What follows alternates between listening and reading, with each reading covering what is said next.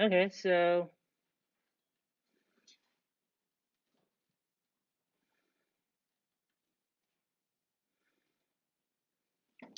let's name that.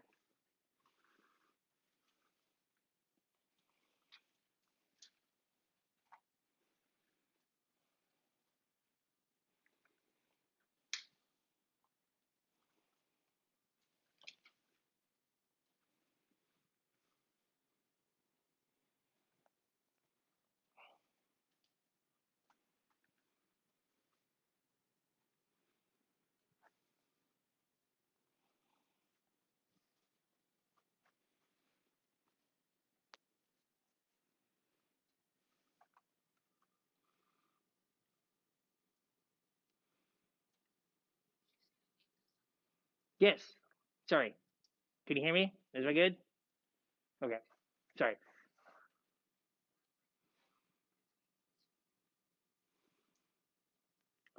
4-bromo. I believe you. 4-bromo pentane 2O.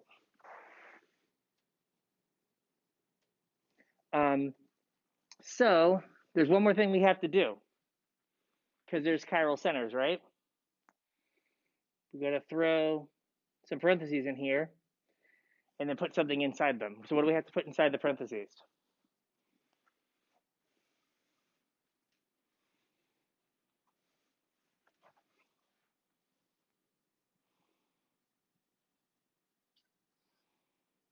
Two R, indeed. 1 second. There you go. 2R, 4R. Now we're believing him, class, but let's check. Let's in the words of Ronald Reagan, trust yet verify. So that one definitely is R.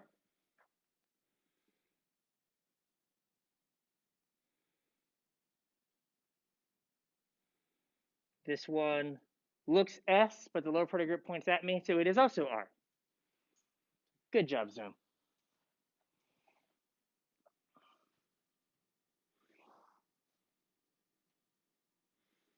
All right. So that's not too bad. Feel pretty good from last time. So I want to talk about something that I had mentioned a few times during the thalidomide talk, and that is the physical properties of enantiomers.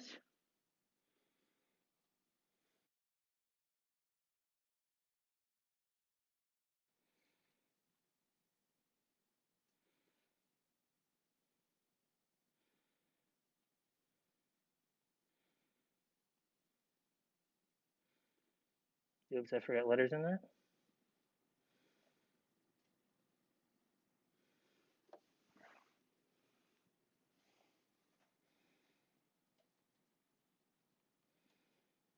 Right, so if you have the R enantiomer and the S enantiomer of a molecule, they're going to have the same melting point.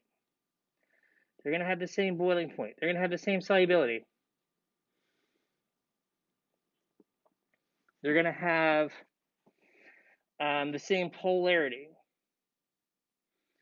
Right, so everything that you would normally do in a lab to differentiate or separate two molecules, you can't do for enantiomers because enantiomers are going to be exactly the same, right? The way you have to differentiate enantiomers is they behave differently around other chiral things.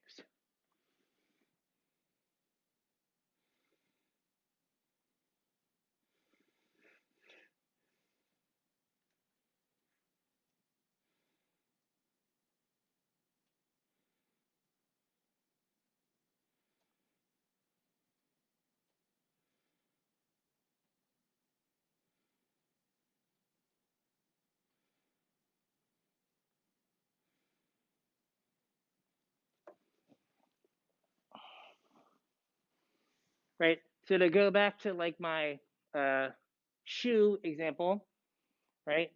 Let's say it's dark and for some reason you have to pick your shoe up with a stick, right? You can't grab your shoe, but you can like stick it in there and you pick it up, but you don't know until you go to put it on if it's the right shoe or the left shoe, right? So your foot's chiral, your shoe's chiral, they match. If they match up, they're gonna fit together, and if they don't match, they're gonna feel raw, right? So your chiral shoe, you can't tell it apart until you got to put it on your chiral foot, right? So your shoes are gonna have the same weight, assuming the same smell, right? They're gonna be all the same, except for when you go to put them on your foot, and then that's when you're gonna be able to tell that they're different, right? That makes sense?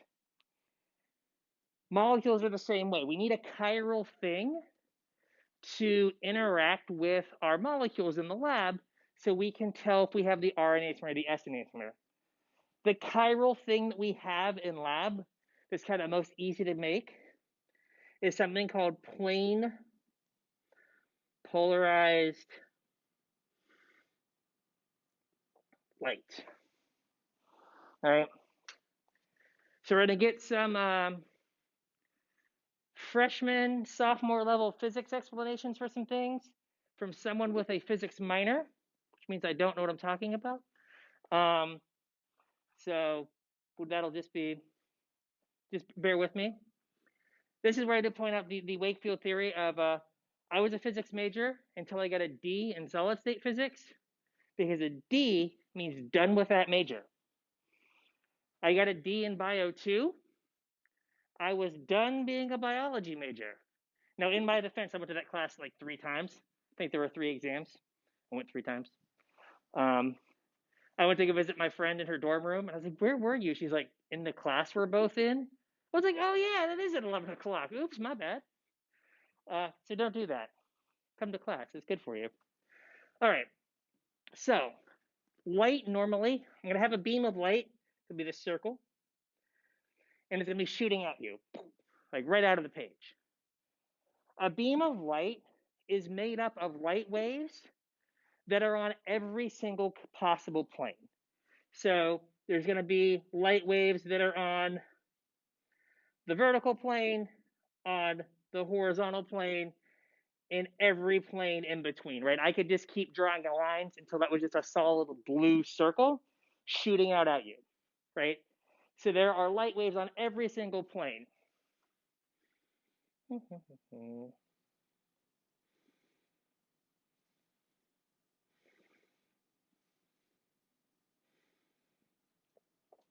Solid state physics is when I had to take home final. I wanted to ask him a question. He looked at me and said, "You should know how to do that." And I went, "Yeah, you're probably right." And like walked out of his office. I was like, "Yep, there we go. Done and done." So plane polarized light, we take that light beam and we put it through a filter, some filter. And what happens on the other side of that filter is we remove all the light waves that aren't on a single plane.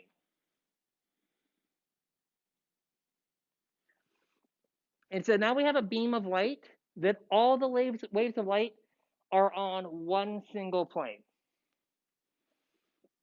And this is plane polarized light.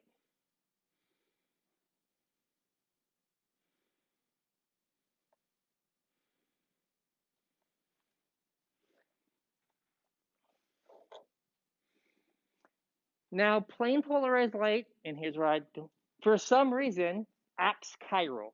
It will interact with chiral molecules differently. It'll interact with one enantiomer different than it reacts from another. So plane polarized light it acts chiral. Right? So it acts as a chiral thing that can interact with another molecule. I should probably say here. So light beam with waves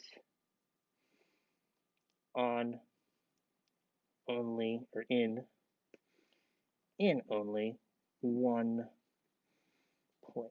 So that's what plane polarized light is. We've just stripped out all the other possible planes of light. We just have one.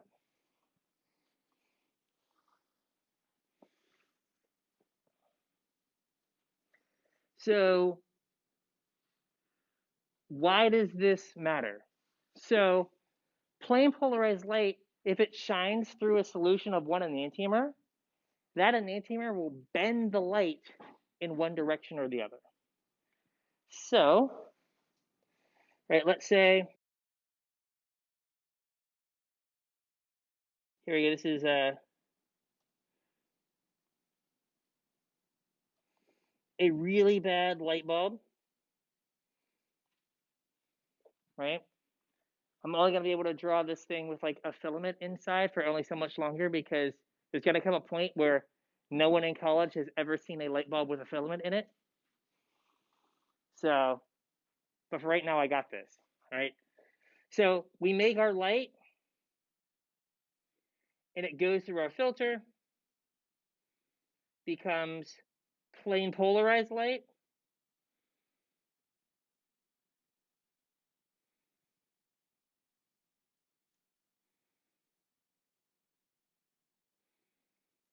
And we shine it through a solution of, let's say, the R enantiomer. And what happens is as the light goes through it, that light will go through and get bent in a direction.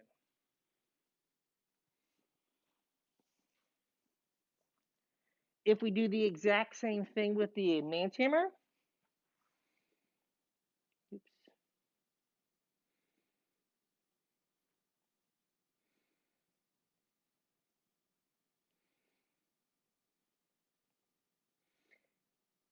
it will bend the light in an equal and opposite direction. So because chiral molecules interact with light, chiral molecules are said to be optically active.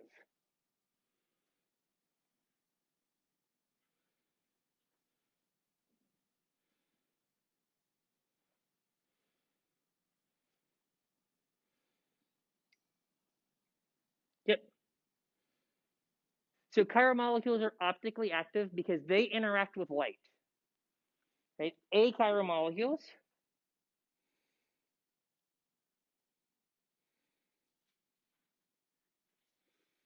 are optically, oops, should be an O.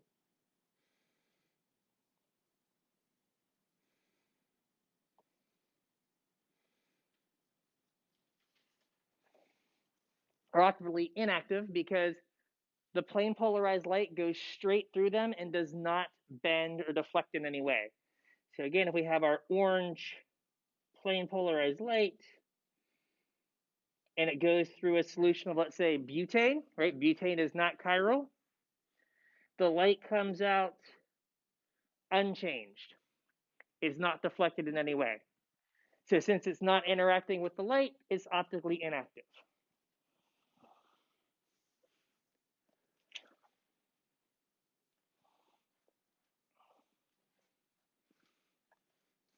You can also have mixtures of enantiomers that end up being optically inactive because this is just looking at, does the light move?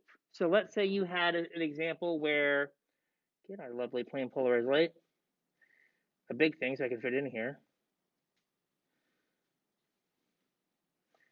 So you had a one-to-one mixture of the R and the S enantiomer, right? All the R enantiomers are trying to bend the light up. All the S enantiomers are trying to bend the light down. And the net thing that comes out is the light is unchanged. So this mixture would be optically inactive because the light just goes through unchanged. So I kind of say like it bends the light to the right or the left or up or down. Actually, the readout the machine gives is in plus or minus. So so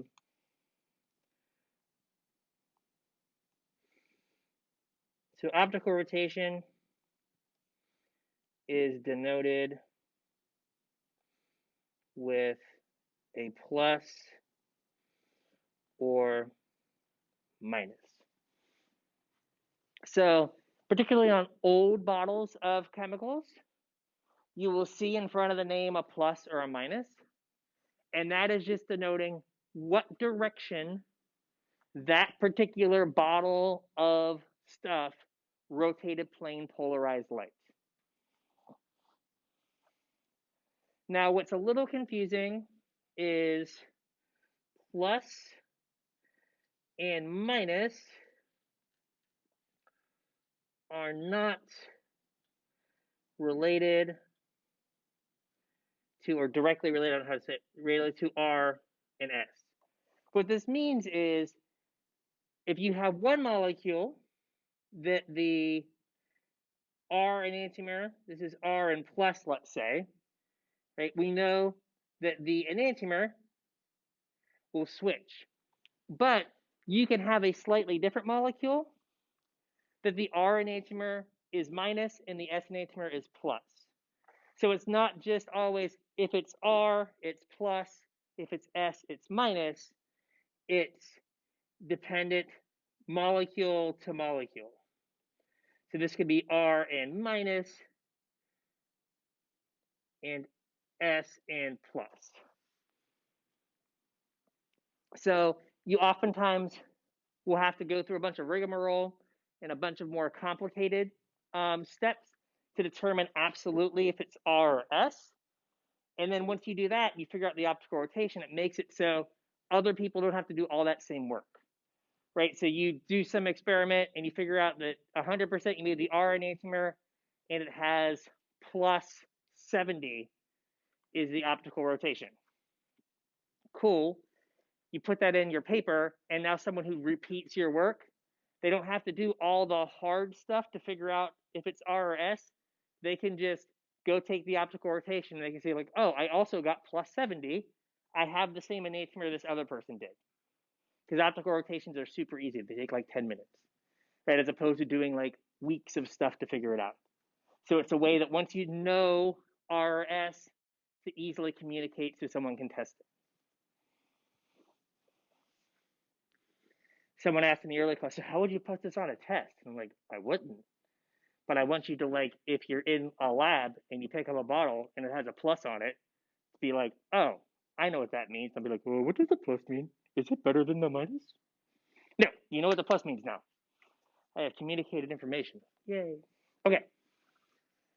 So, when we draw molecules, right, we have the luxury of drawing only one enantiomer, right? But in reality, oftentimes reactions will have mixtures of enantiomers, right? So one particular mixture we're going to talk about is the racemic mixture.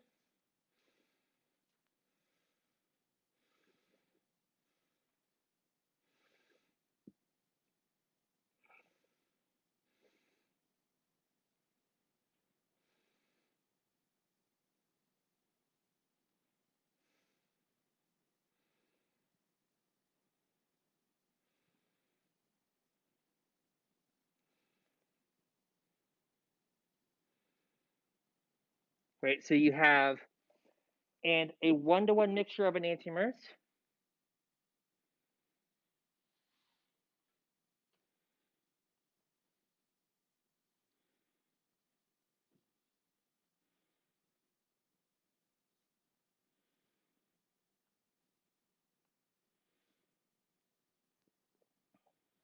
Right, so one-to-one mixture of enantiomers is called a racemic mixture. You can have mixtures that range from like 99 of one enantiomer and one of the other to the total other end of the spectrum, 1 to 99.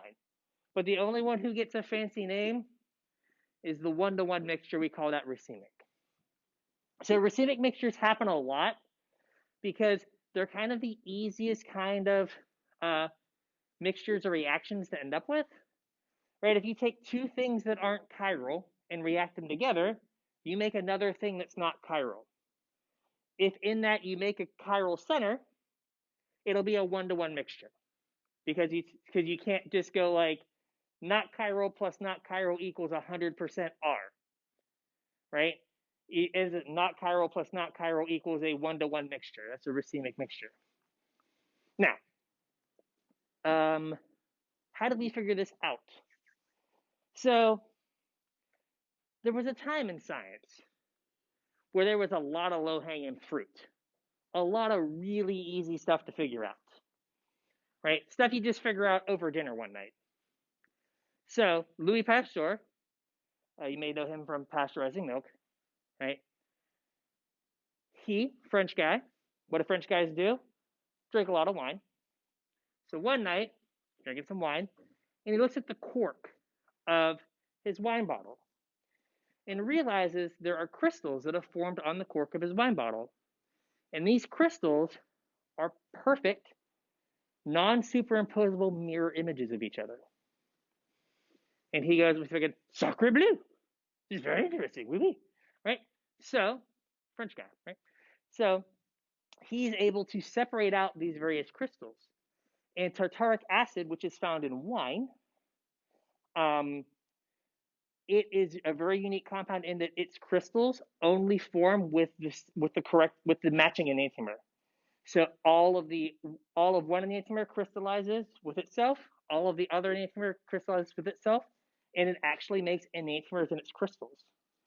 So he was drinking wine at dinner, looked at a cork, separate out the crystals, and then kind of figured out that, hey, this exists in a 1-to-1 mixture.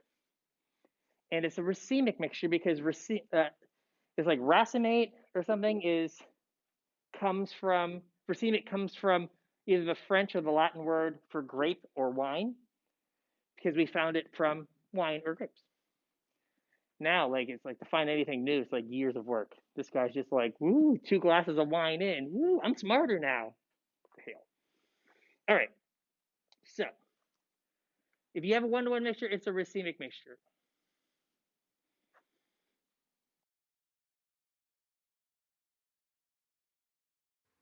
So the question was, when I talked about the wedge or dash being up or down, does that mean how it's drawn or just the group being up or down on wedge or dash? So how the wedge is pointed up or down on the structure doesn't impact the fact that that wedge is pointing straight out. We draw them like this because it's neater, but when you have a wedge, it's sticking straight out at you.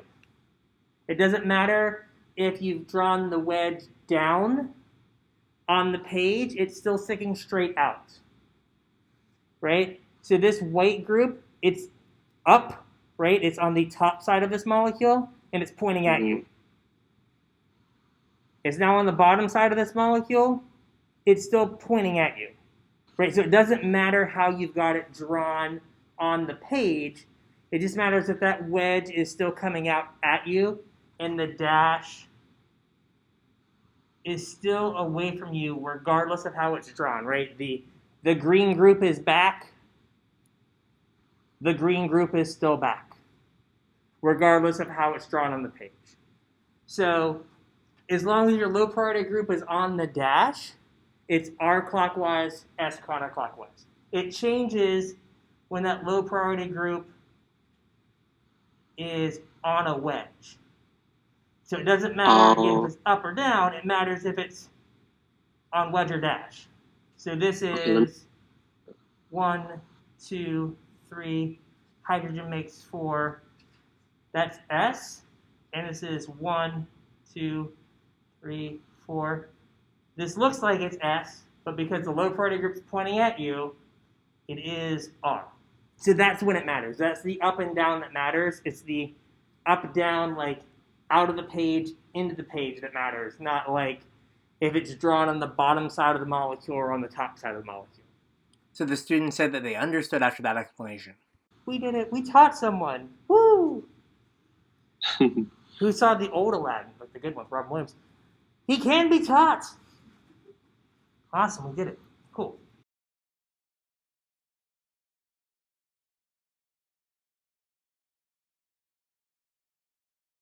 So we can also have compounds with multiple chiral centers, right? We've named a bunch of compounds that have multiple chiral centers, but we haven't talked about how we classify them in terms of enantiomers and things like that.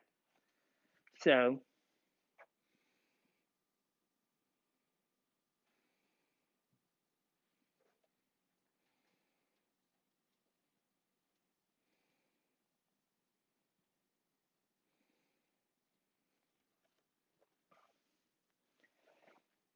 So when you look at a molecule that has multiple chiral centers, you can figure out the total number of stereoisomers.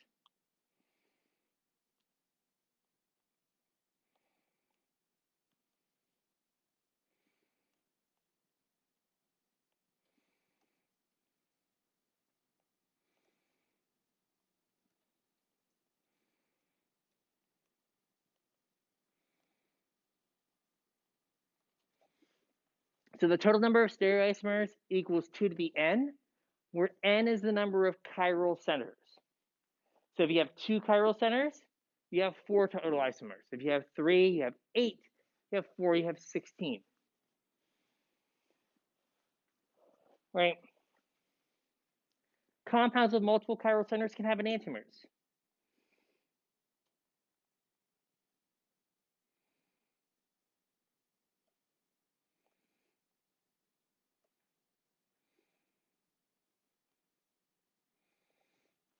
Right? The way you get an enantiomer when you have a compound with multiple chiral centers is every chiral center changes from R to S, or S to R.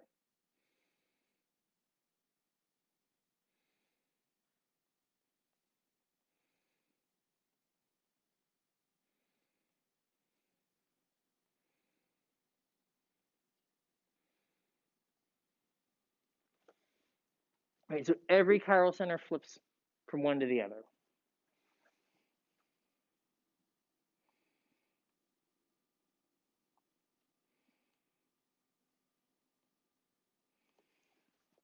So when we started drawing these with just one chiral center, we started by saying, imagine you had a mirror in between your 2 molecules. So right here's our mirror plane.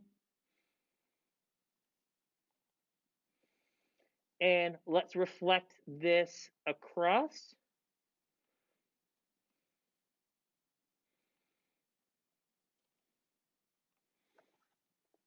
And these are enantiomers of one another. Right? But there's another way to do it that I think is just faster to draw. And that is, I'm going to redraw what we started with here. If you just flip every wedge to a dash and every dash to a wedge, you'll end up making the enantiomer.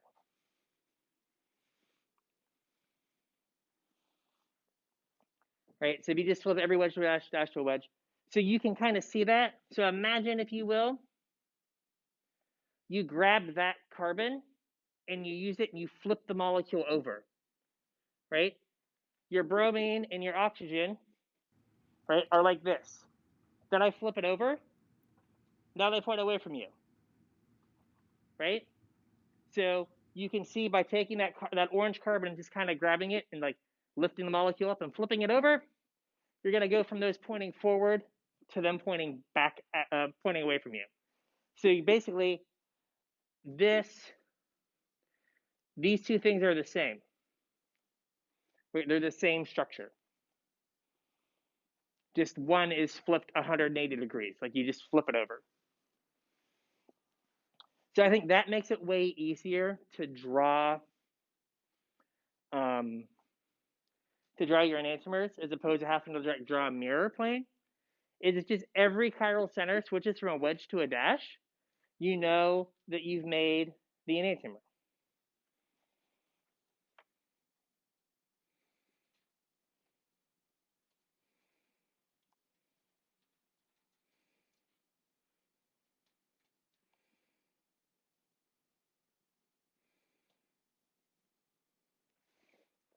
Right, so if you have this and you want to draw its enantiomer, every dash needs to become a wedge, and every wedge needs to become a dash. So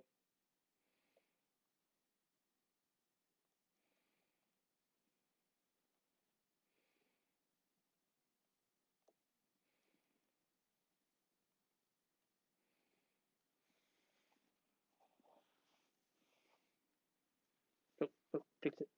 There we go.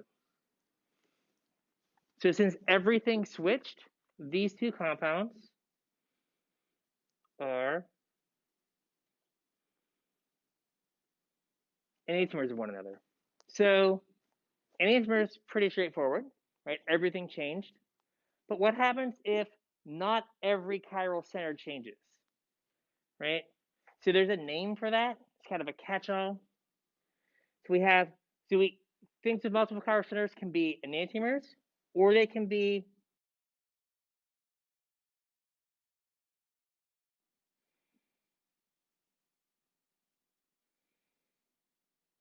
diastereomers.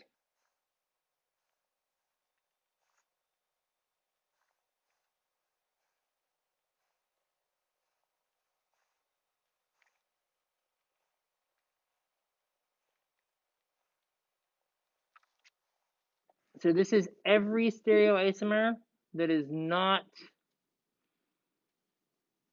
an enantiomer gets lumped into diastereomer. So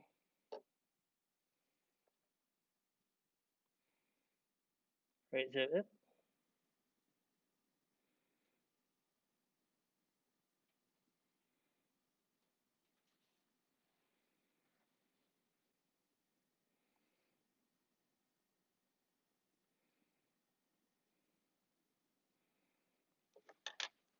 so we look at let's see, draw the enantiomer. Good job, me.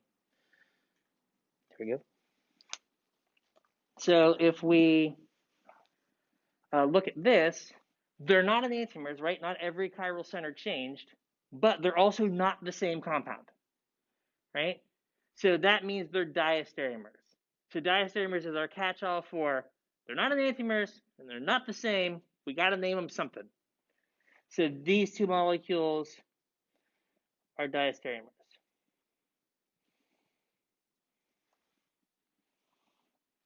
What's nice about diastereomers is that they have different physical properties. So they have different melting points, different boiling points, different polarities. So it's easy in a typical lab environment to separate diastereomers. They behave as if they are two completely different compounds, but enantiomers don't. So what I'd like you to be able to do is to be able to draw different isomers of things. Oh wait, one more thing I gotta say about this. Cool. There's a special type of diastereomer if only one chiral center changes. That diastereomer is called an epimer.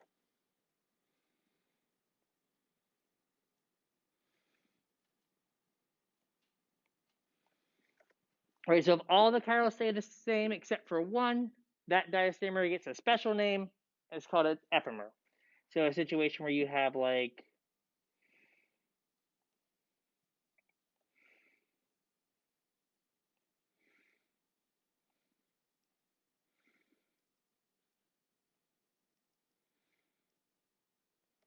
right, these are diastereomers, but they're also epimers. There's only one chiral center changed. So you'll see this a lot in the chemical literature.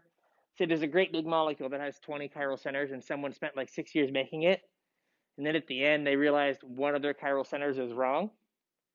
They're like, all right, we're going to publish epi, whatever the name of the molecule is, because we did everything right except for this one chiral center. And this person spent 6 years making it, so they should probably publish it. And like have one lonely tear roll down their eye as they do it, right? So for a lot of the stuff that we do, just diastereomer is a good enough classification, because I don't usually have you deal with things that have a whole bunch of chiral centers where like the epimer distinction would matter a lot, right? So what I want you to be able to do, well, if this was a normal semester, is if I gave you a molecule, I want you to be able to draw all the possible isomers. I want you to be able to look at it, figure out how many stereoisomers it can have, and be able to draw them and then determine if they are enantiomers or diastereomers. So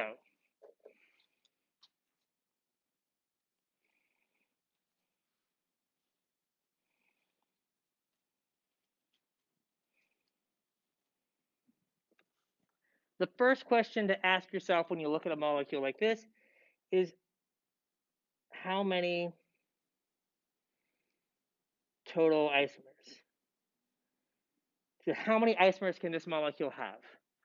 Because another thing that you're asking is how many stereocenters does this molecule have? How many of these carbons are chirocarbons, bonded to 4 different things?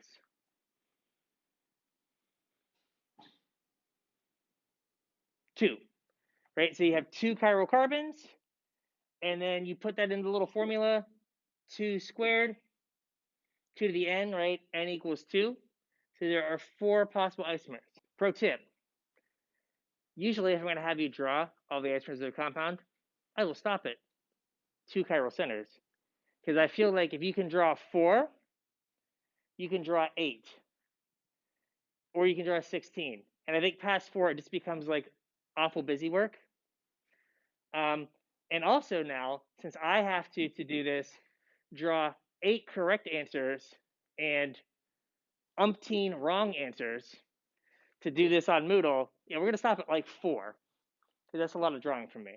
I only have so much time. All right, so now let's draw all of the isomers. So it doesn't matter what you start with.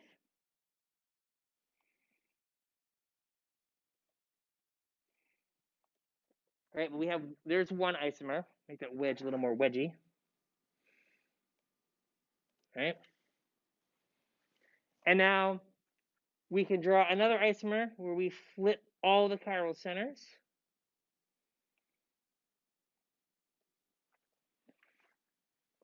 So these 2 molecules are enantiomers of one another, right?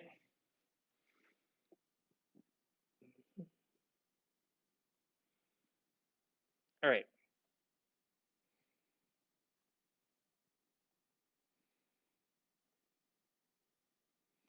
I can have that,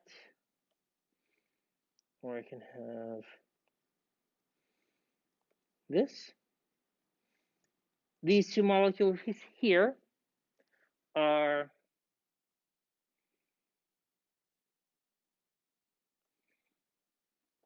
enantiomers of one another.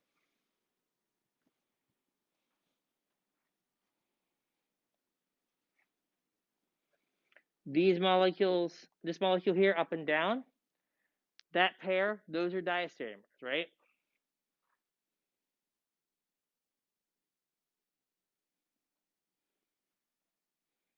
This pair here, also. Oh, I just got to turn my body. Also, diastereomers.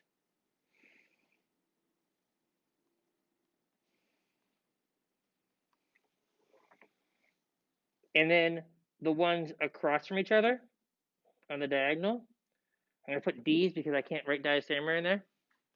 They're also diastereomers, right? So there are 4 possible isomers. There are 2 enantiomers, and then 4 diastereomers, right? There are 4 pairs that are diastereomers.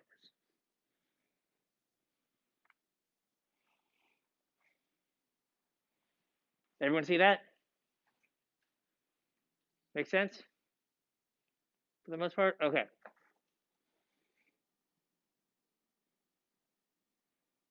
Again, Zoom. This is like a wedding. Speak now or forever hold your peace kind of deal.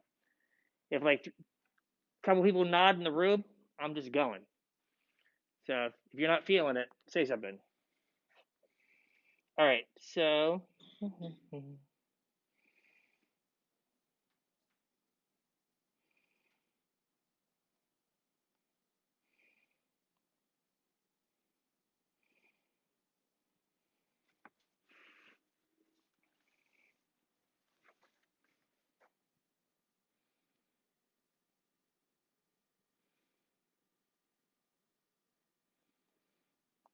how many total isomers can this molecule have?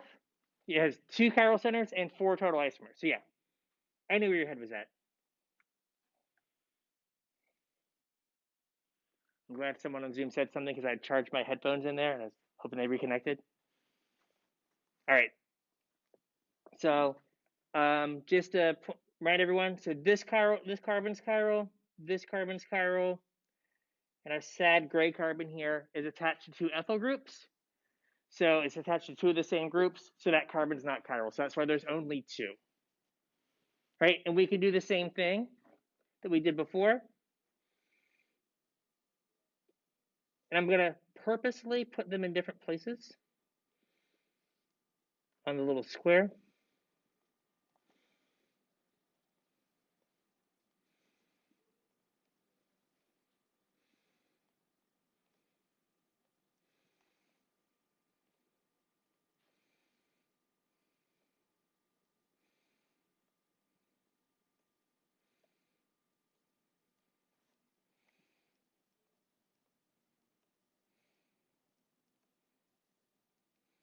We're going to pretend like it all fits on the iPad. There we go. And it kind of does, so it's fine. All right, so everyone see that as the 4 isomers? The question here was, how did I get to the 4? Yeah, so the 2 red carbons, so it would have been 2 to the n, and then n is the number of chiral carbons. That's going to be 2 to 2 squared, which is going to be 4. So we have 2 chiral carbons. We have 2 chiral carbons, which is the 2 red carbons. 2 squared is 4. Isn't this great? Like, the most math I expect you to do, like, you can do on one hand. Like, if I have 2, and then I have another 2, ooh, 4. Sweet. These two compounds, are they enantiomers or are they diastereomers?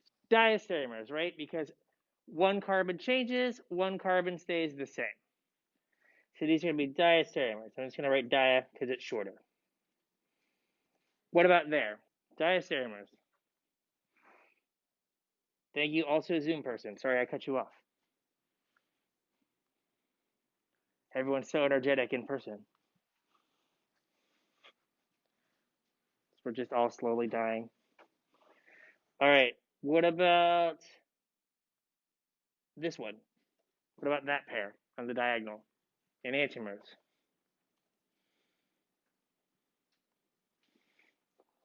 What about that pair?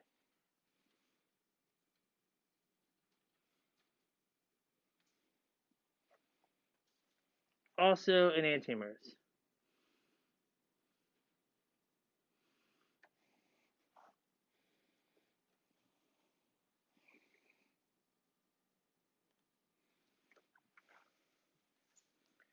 Those two, the up and down on the left, diastereomers. And then over here is also diastereomers.